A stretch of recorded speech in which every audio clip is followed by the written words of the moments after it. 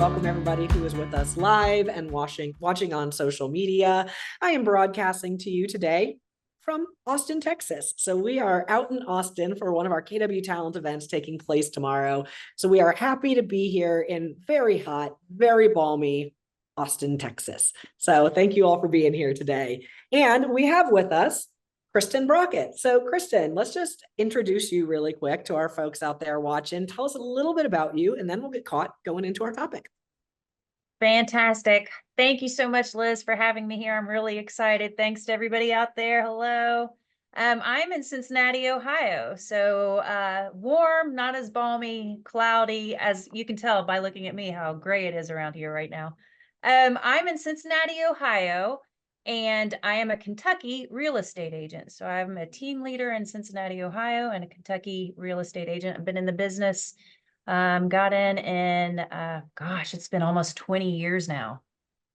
It's amazing how quickly that time goes, isn't it? I recently celebrated my 18-year anniversary with KW 3 weeks ago. And I was like, oh, 18. Nothing makes you feel old like working at the same place for 18 years. I was like, huh. Yeah, I know. I feel like I should be retiring. Yeah, right. If you ask me, I was still in my 20s, but I don't think that's real possible to work somewhere for 18 years and still be in your 20s. Such is life. It's insane.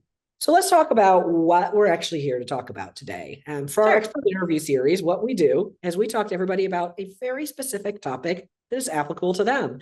And what we're going to talk about today with Kristin is about being a new team leader in the role. So Kristin has been a team leader for just about 6 months in this role, and she'd come from the mega agent side of things. And so she was KW indoctrinated, but we're going to look at what did we learn the first 6 months in a role as a brand new team leader in a shifted market, right? Lots of tumultuousness in the industry in general.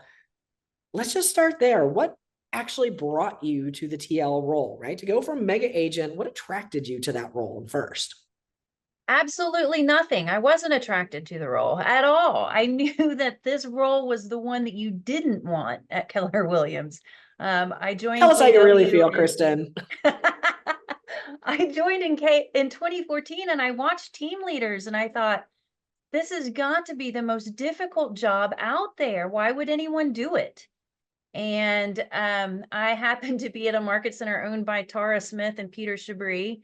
And Tara has a way of getting what she wants. If anyone knows her, you know that that's what happens. And I have a team. I'm doing just fine in the helping people buy and sell houses. And I started doing a little bit here and there within the market center, you know, serving on ALC, teaching classes, that kind of stuff that was filling me up personally, not so much professionally, what I really wanted to do. And Tara kind of recognized that, and she had her game plan. She started giving me a little bit more and a little bit more. And before I knew it, I was leading the top 20% mastermind once a month, doing all kinds of stuff. And I was basically doing, and I've always been growth minded. Profit share has been very important to me. I was basically doing the job without having the job. And now that I know, that was very strategic of her. She knew. But it's funny how those leaders put a good growth plan in there like that. Isn't that strange? Yeah, it's quite amazing. So I fell for it. And in November of 2023, she invited me to go to TL Skills Camp with Mark King and Jen Lewis. And that changed everything. Just sitting through that and listening to what they had to say. And at one point, I remember Mark really talking about how you just need to focus on your market center, focus on the agents in your market center, and you can do this job. And I thought, I'm already doing that. It just makes sense. So that's when it clicked for me. And I was like, okay, I'm going to do this. I'm going to take this on. So now they actually got you attracted to the role. Now they got you interested in the role of team leader. How was the first 2 months? So we're 6 months in. Let's talk about your first 30 and 60 days. That was a big sigh. Yeah. How'd the first 60 days go? What'd we learn? I think I need to preface this by saying it's probably not this way for everyone. This was a bit unusual, the first 2 weeks of the role, I raised the caps by $5,000. We removed our broker. We had a flood in the market center. An agent in our market center passed away. All of this happened. Oh, and we were in a lawsuit. All this happened within the first 2 weeks of me saying yes. And that had me really questioning what the heck I'd just gotten into. But I believe in the process that Keller Williams has set out for so many things that we've done that I was committed. I needed to stick with it. So I will also brag on our team where I had a very clear and defined role, what my job was and what I should be focusing on. So I just put those blinders on and focused on what my job is. And so that first 30 days was a lot of chaos, absolute chaos.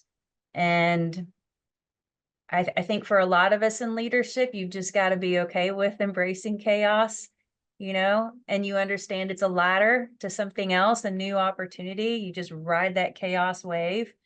So I did.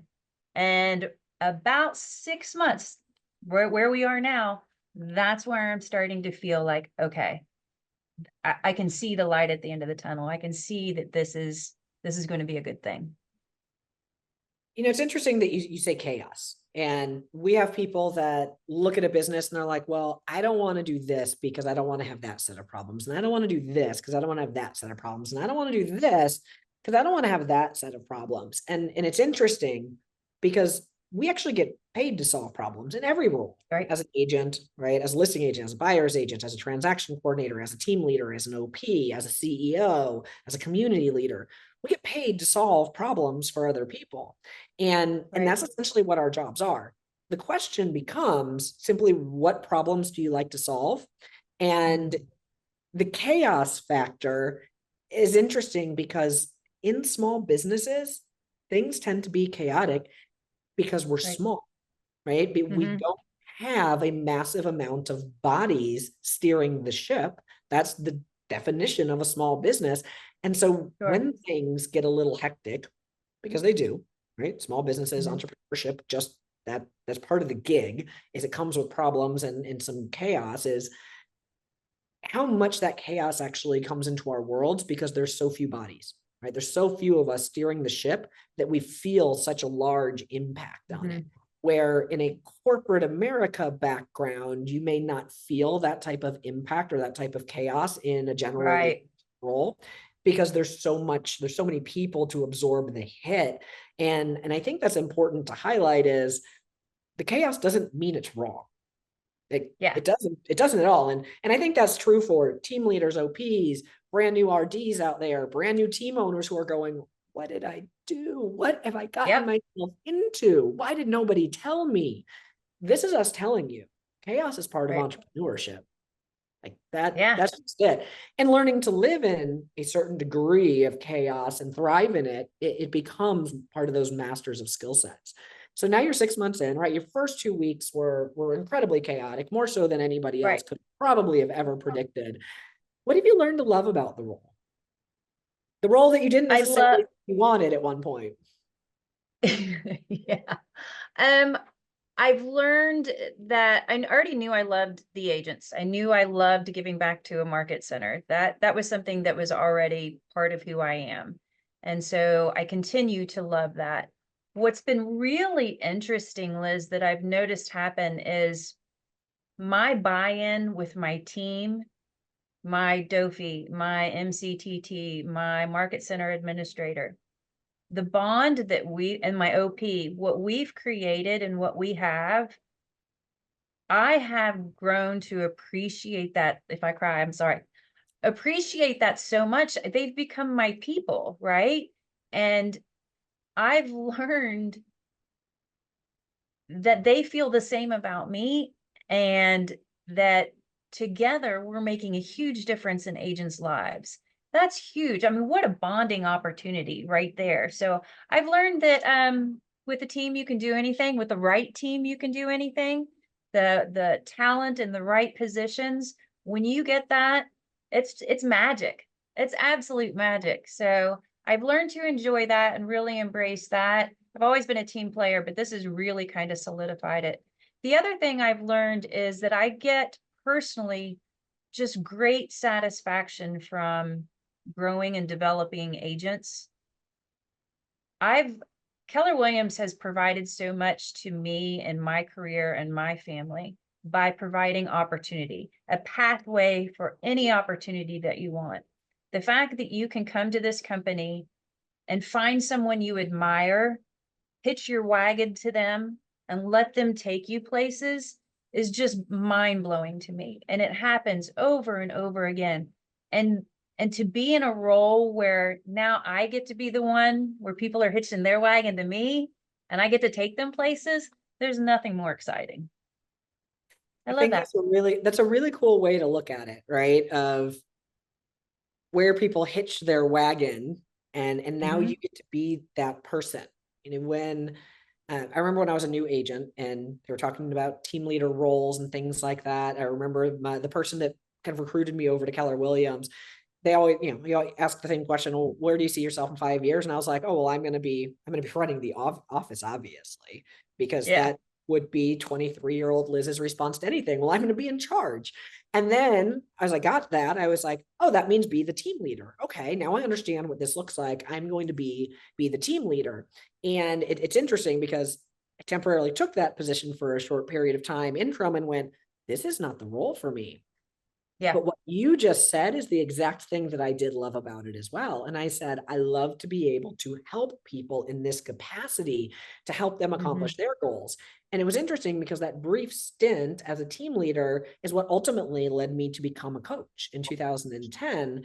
And I've been coaching for 14 years, helping people accomplish their goals via that track and that trajectory. Right. And so it's interesting you look at that. The other really cool thing I think you said in there is how you've learned to work with your market center team at such a high level and to lean on each other. How many people from a staff perspective are actually in your market center, like director of first impressions, MCA, team leader? How many people are actually staffed in your market center? Yeah. So just until a couple of weeks ago, we had 4 full-time staff members for 250 agents. That was my next question, is how many agents? Yep. Yeah, we run a lean machine here. And so we really have to count on one another. We really have to lean on one another. My MCA, Lindsay, will, if she sees that someone is talking to me or that I'm doing something other than making my calls, she puts an end to it. She protects me. She gets in between me and whatever the distraction is. And that's invaluable. That's huge. And so that's just one part of what this team does for one another. So having that team, and that is a huge credit to our OP, who just kept pushing and pushing and pushing and pushing until she found the right people to put them in the right roles. And I really believe that we're there. So it's gonna be a good year. It's interesting when you look at the way a market center functions versus the way that a mega team might function. You've got 4 full-time staff members running a market center with 250 agents in it. If we were to correlate that to a mega team, right? Like we see a lot of mega teams where they say, well, I've got 4 full-time staff members and I've got 6 agents and my staff just can't keep up with it. Right. I would challenge the efficiency on that. Now, while the roles are not identical, when we look at a market center model like yours in particular, the way that you guys have to work together as a singular unit and not be siloed is what makes market centers so successful with such small amounts of manpower, right? Very small. Absolutely. Yeah, absolutely. And it's interesting you said that because it takes me back to when we still have an expansion team, Heidi and I do. But when we were in the throes of the real strong growth there for a while with the expansion center or expansion team, I remember thinking we all need to really understand how a market center operates. It makes so much sense as a business perspective. If I'm building a team, and in particular, if I'm building or creating an expansion team, I absolutely need to understand how market centers work. I've got to understand what's going on behind the scenes. I've got to read the MREA over and over and over again. And you create that expansion team just as if it were a mini market center. Mm. Yeah, market centers are just very independent teams, right? They're very Mhm. large, very independent teams that mega agents choose to associate with because they believe that by being in that market center, they're going to achieve their goals quicker and easier. It's Sure. the same relation that a buyer's agent joins a mega team and a mega team joins a market center. And Mhm. when you look at the larger ecosystem and how they run, they're very, very, very connected in there. So what else do we not know about the team leader role that you've learned your first 6 months there, or words of wisdom that you may want to share with our attendees today? Sure. I think the very first thing that I think of when with that question is focusing on your top 20%, making sure that you're providing value to those agents. I mean, you focus on all of your agents, there's no doubt, but really bringing the value to that top 20 because they do require something a little different. And so having those conversations around the models, talking about profit share over and over and over again, talking about growth, bringing them events and guest speakers, but pouring into the agents in this role is absolutely key. It's the number one. I mean, you have to start there. Everything else falls in place when you're doing that at a high level. So advice, focus on your agents, focus on your top 20%, and then get somebody, whether it's your MCA or someone in your world that has permission to protect you, to check you. If I'm not making my dials, I need someone on my team, and I know they're going to do it, who will say, how are your calls going? That's all they have to say. And I turn around and go back into the office. So Like, well, they're not having going that right now, person, but in 5 minutes, I'll be on that phone. yeah, yeah. So having that person, I think is critical, having that person on your team to really help you focus. So top 20%, having somebody protect your time. And then the other thing too, Liz, is what I'm watching as I watch other team leaders.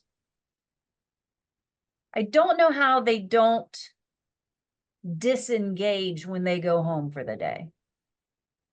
I think that's kind of perilous. At least it is in my world, in my brain, and who I am, that if I don't disconnect and turn off from this role when I'm away from it, even if it's just for a little while, I'm going to burn out.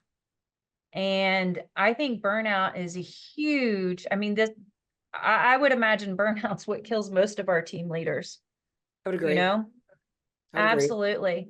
And so if you've got to really figure out how you can disconnect from this chaos that we were just talking about and getting to that safe, happy place of turning whatever that is for you, get there. I think that's crazy important. Well, if you look at, KPAs and the profile of a team leader, we're generally going to have team leaders are going to be higher sociability, higher responsiveness, higher optimism. All three of those things mean I like people. I want to help people. Please let me rescue them. And now that's not every team leader we have, but there's going to be the vast majority that do. And without Right. good boundaries and focus on what you're talking about, that pendulum swing of my time versus business Mhm. time, when we turn the brain off and we recharge, it's very easy to leave that well running constantly until it runs dry. Yeah. And I think that I've often said that I'm an introvert faking it as an extrovert. And so maybe it's easier for me because it just wears me out. Like I'm on. And when I get home, my husband and we now have this established rule that when Kristin walks in the door, she gets 1 hour of silence. You can sit next to me. That's fine. Just don't Just say anything. quietly. So it might be a little easier for me just because I have less of that personality of constantly wanting to be around all the people and talk to all of them. Yeah. It might be a little So different for me. let's take another angle on this, right? 6 months in the Mhm. role. When do you feel like you really got your feet under you? Today. I mean, really, it's just started to happen. Just started to happen. And when I accepted this role, I heard from other team leaders, Tara told me as well, my OP, that it's going to take you 6 months to a year to figure out whether or not you like this role, whether or not you're good at it. And I thought maybe that was a bit of an exaggeration because I'm a high D. I tend to not give anything that much time. I either get it or I don't. But she was right. It was almost like clockwork to the day of 6 months where I didn't wake up in a panic. I didn't go to bed stressed. It was just I'm going to get this. I got this. We're good. It's interesting when we look at different roles. So we study for KW Talent a lot of the different roles and how people react in those roles and the timelines of actual true 100% autonomy.